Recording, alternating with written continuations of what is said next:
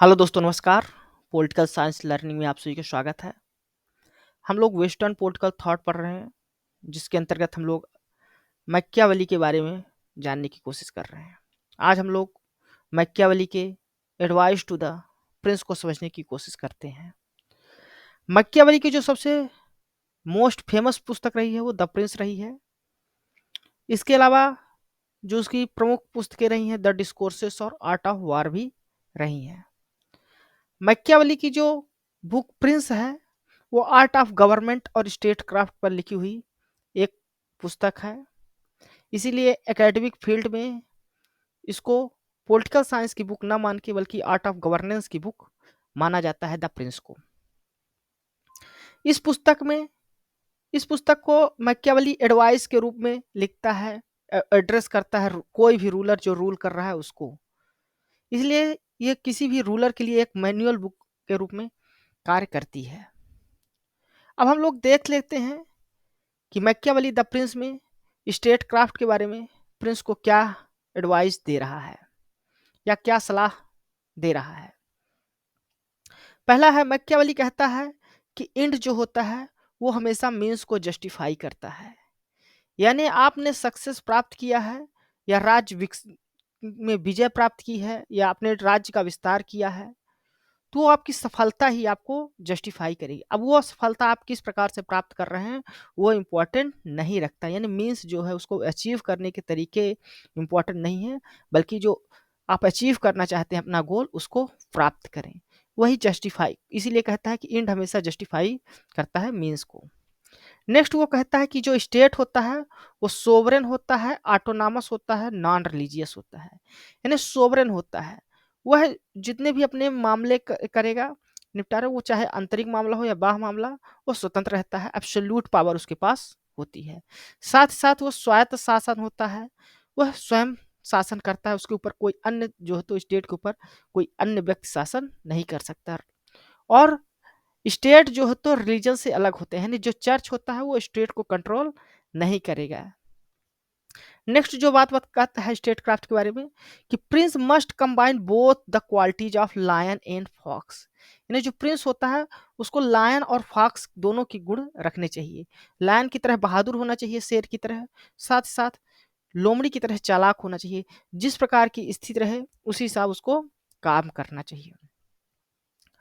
साथ ही साथ मैकियावेली कहता है कि double standard of morality, double standards of politics की बात करता है, या morality, double standard of morality की बात करता है, जिसमें वह कहता है कि जो प्रिंस होता है और एक तरफ सामान्य आदमी होता है, तो प्रिंस को मोरलिटी से ऊपर उठ के रहना चाहिए। यानी जो मोरलिटी होती है वो सामान्य लोगों के लिए होती है, प्रिंस के लिए नहीं होती। प्रिंस अपने गोल को अचीव करने के लिए साम दाम दंड भेद कोई भी तरीके अपना सकता है।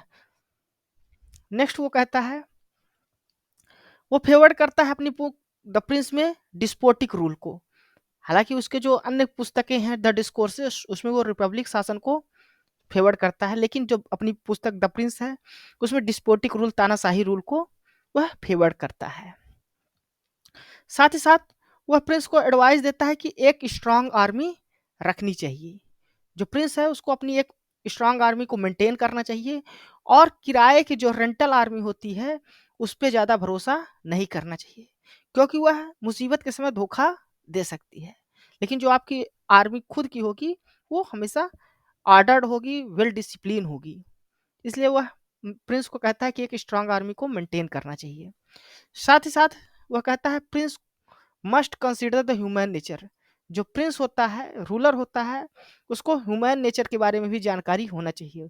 उसको यह जानकारी होना चाहिए कि ह्यूमन जो है तो सेल्फिश होता है, इगोइस्टिक होता है, और अपने प्रॉपर्टी को लेकर बहुत ही सेंसुअल होता है। इसलिए प्रिंस को इन सब चीज़ों को ध्यान रख के रूल करना चाहिए।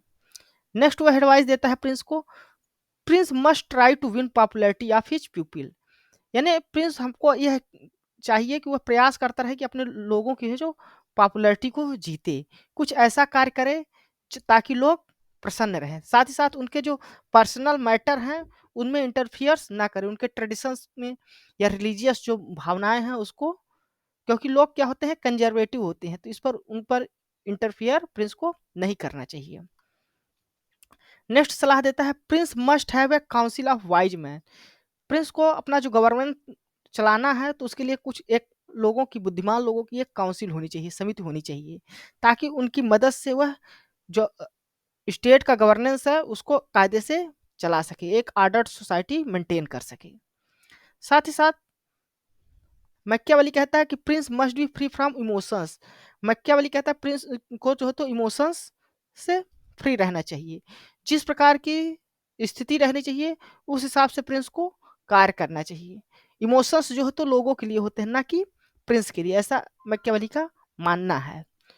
साथ ही साथ मैकियावेली कहता है कि एक ऑर्डर्ड स्टेट रहना चाहिए, जो स्टेट रहना चाहिए वो ऑर्डर्ड स्टेट रहना चाहिए, उसमें लोगों और जो उनके मंत्री मिनिस्टर्स हैं या उनकी जो काउंसिल है उसमें एक डिसिप्लिन होना चाहिए, तभी एक स्ट्रांग जो है तो स्टेट बना सकते हैं, और तभी वह स्टेट जो है तो इंटरनेशनल पॉलिटिक्स में सरवाइव कर पाएगा, ऐसा मैकियावेली का मानना था।